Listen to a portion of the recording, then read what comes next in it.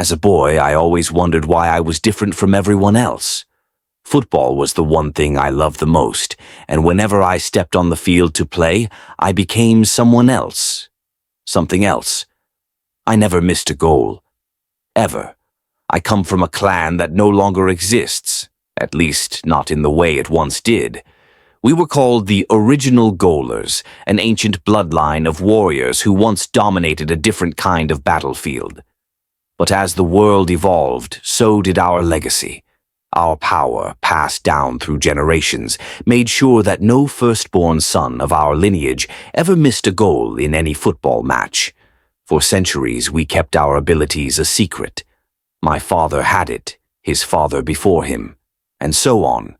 But now I am the last of my kind, the last heir of the original goalers. And my story is about how everything changed when the world finally took notice of what I could do. From the moment I could walk, my father placed a football at my feet. By the time I was 5, I was already playing in small matches with kids twice my age. I never missed a shot. Not once. It didn't matter the distance, the angle, or the defense. I always scored. But growing up, I wasn't allowed to question it. It's just who you are, my father would say. My family lived in secrecy, watching from the shadows as football became a global obsession. If the world knew what we were, everything would change. Our power would be seen as unnatural, unfair. My father feared what might happen if people knew about us, so we kept the truth buried. But when you are too good at something, people start to notice. By the time I turned 18, I had become a local legend. Scouts from top clubs whispered my name in locker rooms. Videos of my goals spread across social media. Then one day, the inevitable happened. I was approached by a professional team. They wanted me as their star striker. It was an opportunity of a lifetime. It was also the beginning of my greatest challenge. I accepted the offer. And that was the first time in my life that I felt afraid. Playing for a professional club changed everything. The competition was fierce, the spotlight intense, but no matter who we faced, no matter how impossible the shot seemed, I never missed. At first, my teammates saw me as a godsend. "We're unstoppable with Sergio," they would say. But the more I scored, the more they whispered behind my back. My goals were too precise, my accuracy unnatural. Rumors began to spread. The media called me the machine, as if I weren't human. Fans loved me.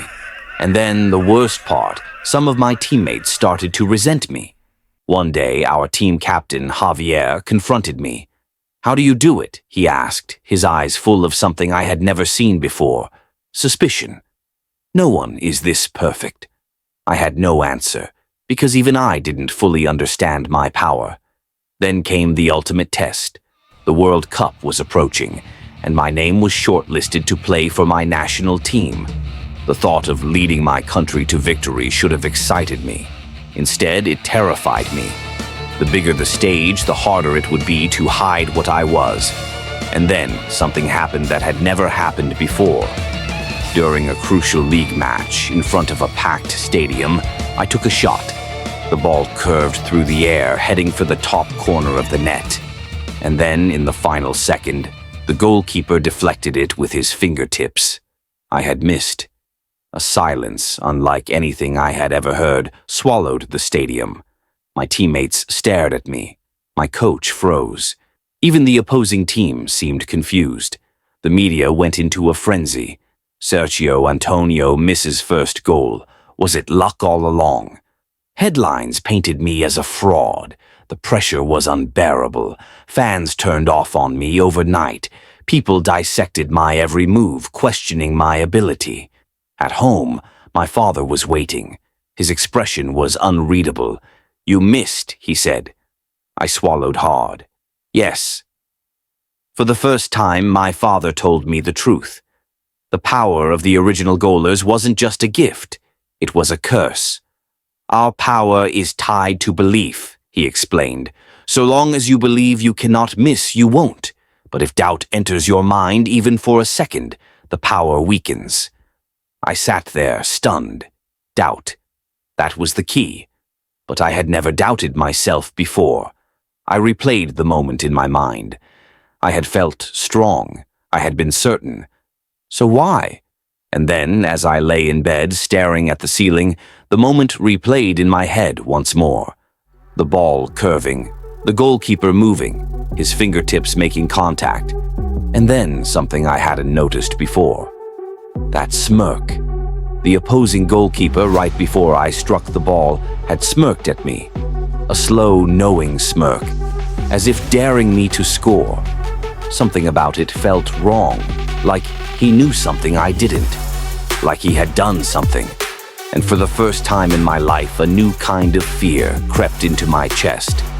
Because if my power was truly unbreakable, then how had he broken it?